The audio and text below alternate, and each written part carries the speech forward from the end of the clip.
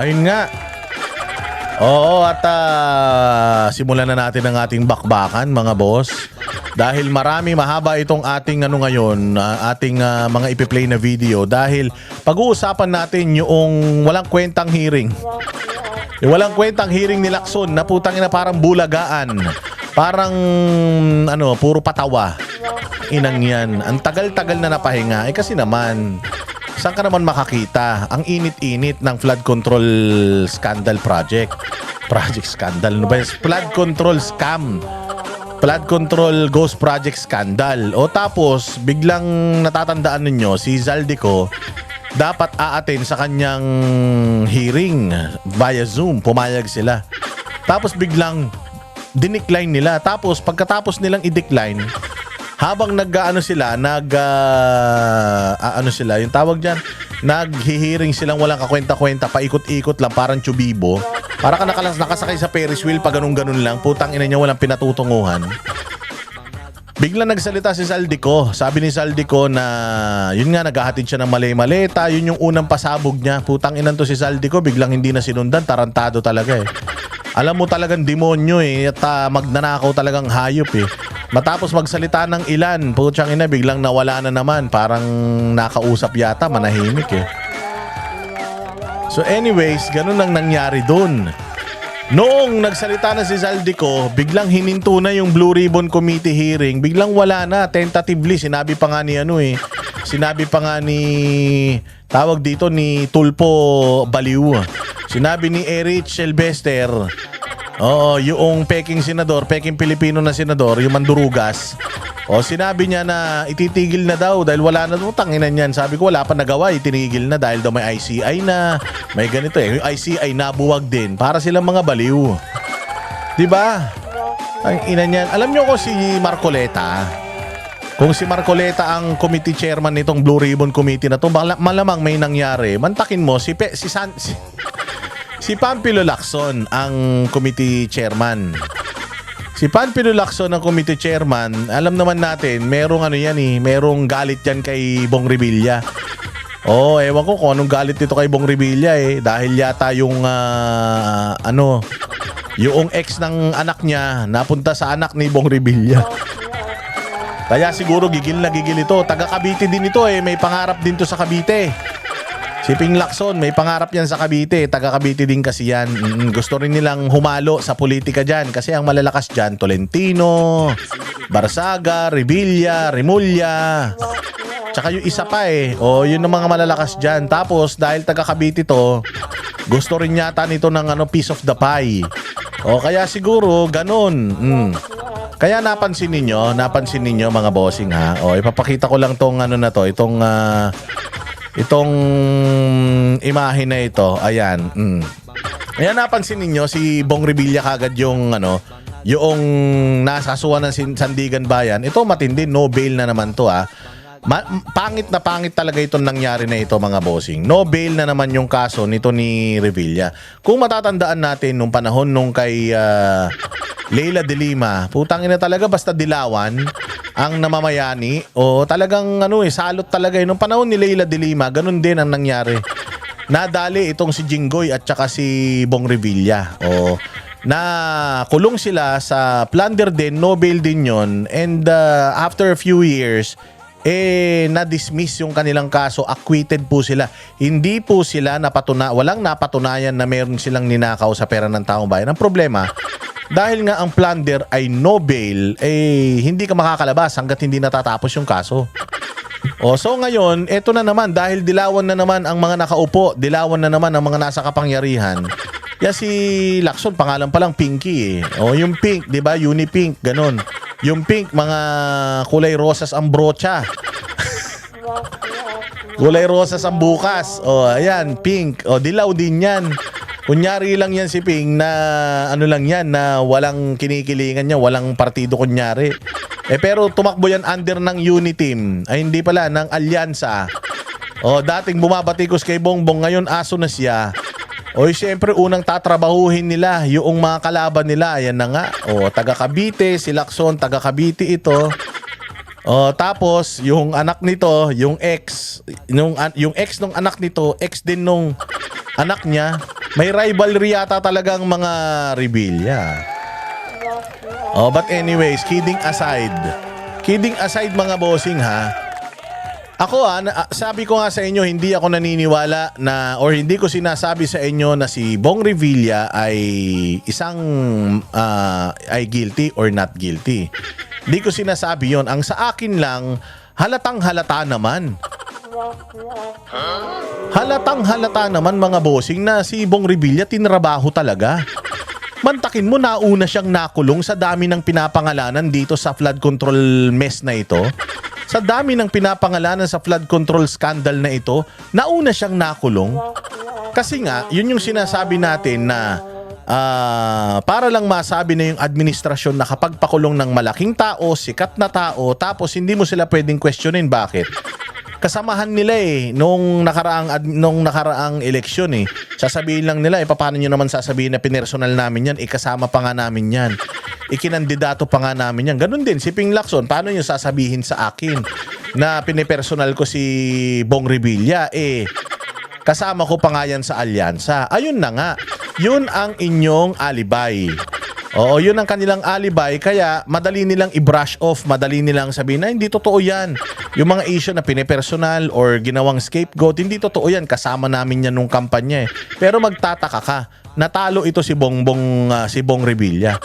Natalo si Bong Revilla, never natalo ito sa eleksyon. Sabi ko nga sa inyo, si Lito Lapid, walang silbi yan Pero hindi natatalo. Ito pa kaya si Bong Revilla, ang Cavite, Diyos mio. Ang Cavite, isa sa pinaka-vote rich na probinsya yan sa buong Pilipinas. Papaanong matatalo yan? At artista pa yan kahit saan ka pumunta na mga liblib na lugar. Kilalang kilala yan. Pucha, nanalo si Bam Aquino, tapos nanalo si Kiko Pangilinan, tapos ito matatalo. Kung ang botohan ng pagkasenador ay through popularity, pucha, sobrang sikat nito. Si alias Pogi ito Si Anak Teting to so alam mo na talagang nilaglag siya doon sa kanilang grupo dahil nga mandurugas itong Comelec di umano. Daming dinugas daw niyan yung Duterte. May petition nga meron ngang sa Supreme Court ang Duterte dahil dinugas sila. Sabi nga mag-manual recount, ayaw Tapos pinagbuburan na kagad daw yung mga yung anong tawag doon, yung image ng mga voting yung mga balota. Mga ballot image. Binura na kagad. Di umano. Tapos kaya tingnan mo, nilaglag nila ito si Bong Revilla kasi yan talaga ang plano nila. Noong kampanyahan, mga bossing, nung kampanyahan, lumabas na yung flood control scandal na yan. Nung kampanyahan pa lang. Kaya namili na sila kung sino ang gagamitin nila bilang scapegoat or bilang fall guy para masabi na yung investigasyon na sinisimulan, merong kumbaga may nahita tayo. Syempre, tayong mga Pilipino, tatanga-tanga din. Madaling magpapaniwala dahil ito si Bong Revilla ay may previous na ireklamo. Reklamo lang yun Again, nung nireklamo sila ng plunder, hindi po sila napatunayan na may kasalanan Acquitted po sila dyan. Ang tao ay inosente until proven guilty or until proven otherwise. Ito po si Bong Revilla ay hindi na na hatulan. Si Jinggoy ganun din. Hindi rin nahatulan si Jinggoy ng Sandigan Bayan. So na-acquit din sila. Kaya nga sila yung pinaka-vulnerable. Again, hindi ko sinasabi na si Bong Revilla ay matino. Hindi ko sinasabing wala siyang kasalanan. Hindi ko sinasabing wala siyang kinalaman. Pero ibabagbabasihan mo yung gobyerno ngayon, pagbabasihan mo sa mga nakaraang mga katarantaduang ginawa nila Sabi ko nga sa inyo, ganyan sila para mapatunayan na ikaw ay may kinalaman sa krimen na kahit wala naman, magsasampa sila sa iyo ng kaso, ipakukulong ka nila para magmukha kang guilty. Kahit na yung kaso ongoing pa naman, ginawa kay Bantag, ginawa kay Teves, tinamosik Teves, na a-acquit yung kanyang or nadidismiss yung kanyang mga kaso. Ginawa kay Pastor Apollo Kibuloy, tinan mo, si Pastor Apollo Kibuloy pinapalabas nila ngayon wanted. Paano wanted dyan? Gago ba kayo? Meron bang wanted na nakakulong at humaharap sa kaso niya sa Pasig? Hindi ba kayo mga gago? Sumuko nga Kaya siya sumuko kasi he submitted himself sa korte para ipagtanggol yung kanyang sarili. Mga bobo talaga kayo eh. Ginagamit nyo na naman yung mga katarantaduhang mga FBI na yan para lang para lang malihis ang issue ng flood control eh. So bumalik tayo dito kay Bong Revilla, ganun din kay Pangulong Duterte. Tinan mo, pinadala nila doon kahit wala namang ebidensya. Ang ICC nagpahanap ngayon ng mga testigo dahil wala silang matibay na ebidensya. Ang problema, kapag nakakulong ka na, kapag kinasuhan ka na, ang isip kagad ng tao, guilty ka na. Hindi guilty yan para sa akin. Bakit? Kasi nga putang ina, yung reputasyon ng gobyerno natin ngayon, yung mga nagpapaandar ng mga korte natin, DOJ, Ombudsman, lahat yan, putya yan, puros tuta ng Malacanang yan eh. Paano mo nga sasabihin tuta ng Malacanang? Hindi naman kalaban ng Malacanang si Bong Revilla, kakampi nga nila. Ayun nga yung pinakamagandang alibay nila eh. Napakadali nilang i-deny itong pagtrabaho nila kay Bong Revilla. Gawa ng siya nga yung pinaka-vulnerable sa lahat dahil nagkaroon na siya ng kaso noon eh. Iisipin lang ng tao, ano ba siya na naman? Ayun na nga eh, isipin yung mabuti, siya na naman, imposible naman. Hindi ka nagnakaw noon, nakulong ka, na-acquit ka, tapos magnanakaw ka ngayon. Nung hindi ka nga nagnakaw, nakulong ka kung magnanakaw ka pa kaya. Bobo mo naman masyado noon. Ang tanga mo naman noon. Diba? Ulitin natin. Ikaw, nakasuhan ka ng plunder noong panahon ni Pinoy. Nakulong ka. Tapos kalaunan, napatunayan na wala kang kasalanan pala talaga. Anong gagawin mo? Unang-unang gagawin mo, magnanakaw ka? Hindi ka nga nagnakaw, nakulong ka. Lalo na kaya kung magnanakaw ka. Gago ka ba? Kaya nga sabi ko nga sa inyo, grabe ang ginawa nila dito kay Bong Revilla. Dinaya na nila nung nakaraang eleksyon. Tapos ngayon, tinarantado pa nila ng ganito kahudas talaga. Walang utang na loob talaga. Tinulungan sila eh. Neto ni Bong Revilla dyan sa Cavite eh. Kaya nga siguro lumabas ito si Lacson eh. At yung iba pa nila mga kasamahan sa alyansa dahil nakatulong si Revilla sa Cavite. Hindi lang sa Cavite sa buong Pilipinas. Kilalang kilala to eh. Kaya nga ako naniniwala ako si Philip Salvador natalo, hindi na matatalo yun eh. Sikat na sikat yun eh. Pag nagpupunta kami, nag-iikot kami sa buong Pilipinas, putya na, sikat na sikat yun. Artista to, hindi lang to basta artista. Hindi pa rin tayo nakakaraos doon sa pag-artista sikat. Binoboto natin. Ang dami pa nga sa congressman. Sa congress, ganyan. Mga mayor, ganyan pa rin eh. Ang ibig ko sabihin, itong si Bong Revilla, putya yan, itinuro lang ito nung Alcantara. Itinuro noong Bernardo. Tandaan ninyo, under oath, sinabi na nung mga yun, hindi totoo yan. Tas biglang nagpunta sa DOJ. Putya, pagbalik, anak ng tinapay. Pagbalik, biglang may bago na silang script. Dun sa script nila, biglang nilaglag na. Again nung unang statement nila, wala itong mga to. Pagbalik, may bago na. Nandyan yan si Cheese, nandyan na si Villanueva, si Jinggoy, si Revilla, nandyan na si Nancy Binay, si Grace po. Putya, kita mo sa dami ng mga pangalan na binanggit, si Bong Revilla lang ang kinulong. Diba? Bakit si Bong Revilla lang ang kinulong? Kawawa naman itong mamang to. Imagine ninyo, sabi ko nga sa inyo kung ikaw, pwede kang magkulong ng 10 kriminal. Or pwede kang, mali pala. Pwede kang magpalaya ng 10 kriminal. Okay lang yun. Pero yung magkulong ka ng isang inosente, maling-mali po yan. I'm not saying he's innocent. Pero ang problema, sa nakikita natin, putya yan. Bakit siya ang inuna? Ang dami-dami namang mga pinangalanan. Pinangalanan si Romualdez, pinangalanan si Zaldico, pinangalanan si ganito, si ganyan, si congressman ganito. Yung congressman na mga pinagbabanggit ni Diskaya, yan sila Arjo Atayde, at kung sino-sino mga congressman na yan, si Roman Romulo sa Pasig. Bakit hanggang ngayon hindi pa nakakulong? Bakit ito si Bong Revilla nakulong kagad? Hindi ba yan? Hindi ba kayo mag-iisip? Putsang ina, bakit nga naman si Bong Revilla?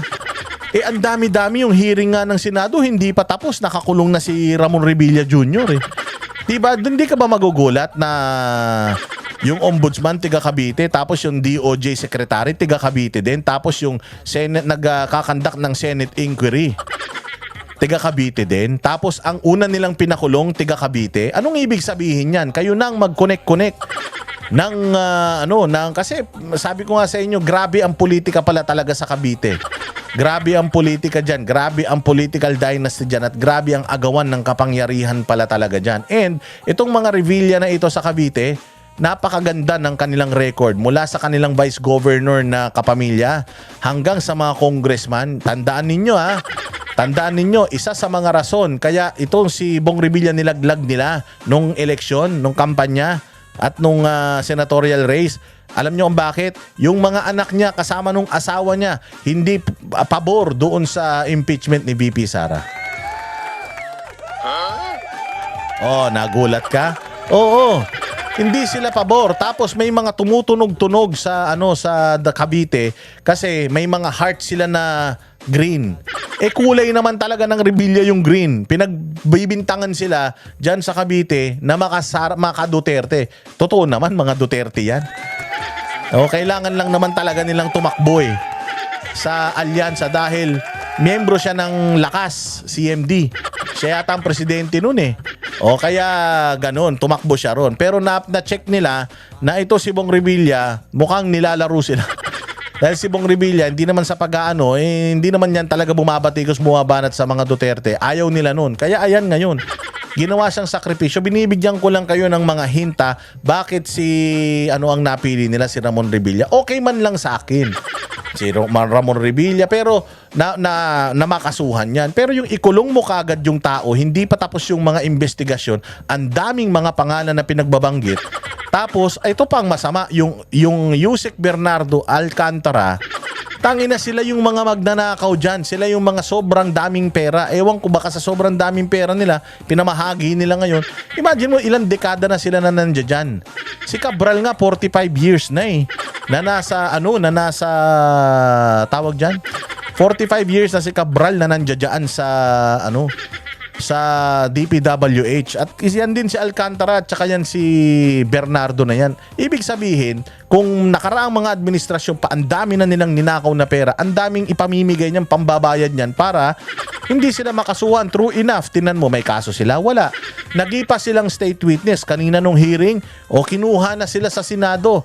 Ilalagay na sila sa WPP. Hindi yung West Philippine Sea sa WPP, Witness Protection Program. Putang ina.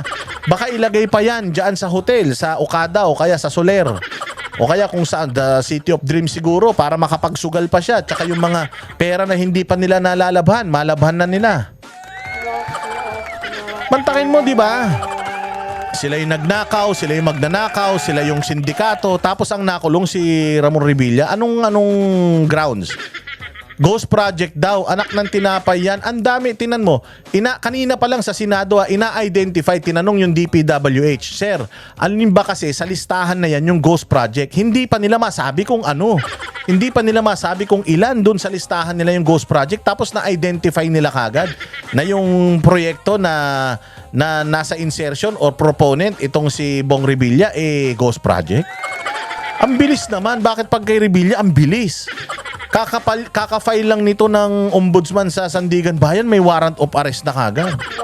Anak ng tinapay. Tapos ang masaklap nito, no bail. Okay man lang sana kung may patas na laban may bailable. Hindi, no bail Walang kawawa naman yung tao. Ilang taon na yung nasayang sa buhay niya nung nakulong yan. Nagbayad ba gobyerno sa kanya? Hindi ba? Ang tagal na nakulong niyan at saka ni Jinggoy na ibalik ba sa kanila yung mga panahon na nawala? Tapos ngayon, ganun na naman. Ikukulong nyo na naman tong tao, kawawa naman. Hindi ko sinasabi na wala siyang kasalanan. Pero dapat patas naman tayo. Lahat ng pangalan sana na inilabas dyan sa mga hearing at lumabas sa mga bibig ng mga resource person, dapat lahat yun nakakulong. Dapat lahat yun pantay-pantay para maubos lahat ng mga putang inang mga politiko, mga magnanakaw. Okay lang sa akin yun. Kaya lang isang tao lang. Hindi ba kayo nagtataka niyan? Pucha yan yung Alcantara, yung Yusek Bernardo, malaya sila, naka-witness protection program, naka-aircon yan, 24 oras may gwardya. Tapos hearsay lang, walang ebidensya, puro lip service lang, pucha laway lang ang puhunan. Sila nagkamal ng sandamukal na pera ng taong bayan tapos laway lang ang puhunan, papayag kayo niyan? Tangina, niloloko tayo ng ng mga tarantadong mga naghihiring-hiring na itong mga nagkakasukaso na Oh, hindi ba? Napaka-unfair. Sana maging patas tayo. Mga hayop kayo. Oh,